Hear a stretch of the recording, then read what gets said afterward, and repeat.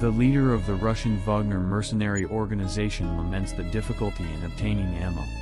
In the midst of a public dispute with the leaders of Russia's defense establishment, Yevgeny Prigozhin, the head of the Russian private military business Wagner, admitted Monday that there was a serious problem with the ammunition supplies for his forces.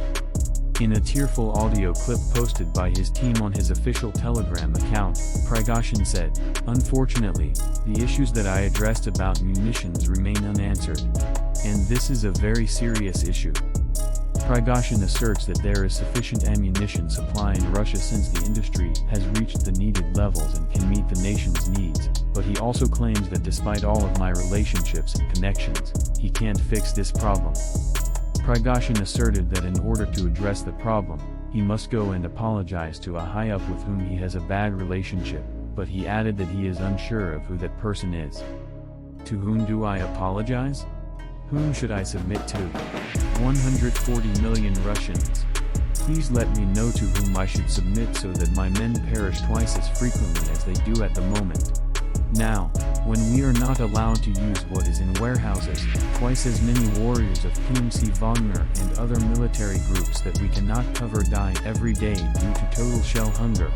CNN is unable to independently confirm Prigozhin's assertions about a lack of ammunition. The chief, who holds no official status, has criticized a few of Russian President Vladimir Putin's generals in an extremely public manner. Background information: according to Prigozhin, Wagner did not have ammunition issues during the invasion of Ukraine under the command of General Sergei Surovikin. General Valery Gerasimov took over for Surovikin in January. He declared that those who keep us from winning this war are actively working for the enemy. When criticism of Russia's management of the military operations in Ukraine grew in January, the Russian Defense Ministry announced another change in the command structure of the war in Ukraine.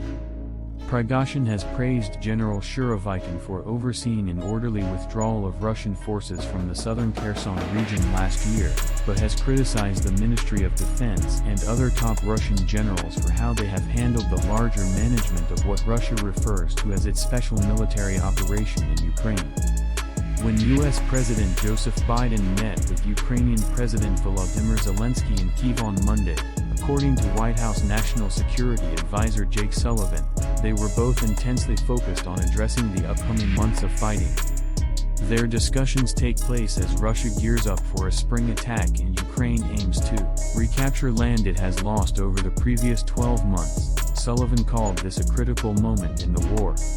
Through consistent shipments of guns and ammunition, the U.S. has sought to assist Ukraine in consolidating its victories on the battlefield. But since Russia seems to be regrouping, the future is still uncertain. Biden was focused on planning how to maximize his conversation with Zelensky as he traveled from Washington to Europe. According to Sullivan, the president was very focused on making the most of his time on the ground, which he understood would be limited. He was therefore quite focused on how he would approach his discussion with President Zelensky and, in part, how the two of them would actually look ahead over the course of 2023 and attempt to get to a consensus on what the objectives are. The two leaders spent time talking about the coming months in terms of the battlefield and what Ukraine needs to be able to succeed on the battlefield during their discussions, according to Sullivan. They discussed Ukraine's requirements for energy, infrastructure, financial assistance, and humanitarian concerns. They also discussed the political aspect of this, he continued. As he made his unexpected trip to Ukraine on Monday, Biden was enthusiastic, according to Sullivan, and the trip was full with real expectation that this was a significant time. Biden wanted to accomplish it, characteristically, by getting into the intricacies, by knowing the specifics, and by being confident that he was going to make the most of every occasion, according to Sullivan. The president proceeded with the confidence that his security staff was able to bring risk to a reasonable level, according to Sullivan, when asked if Biden had to override anyone on his security team to make the trip. Sullivan declined to go into specifics of the discussions. The president's trip's logistics were also kept under wraps by White House officials, who said they would provide additional information after they had the green light from the security folks.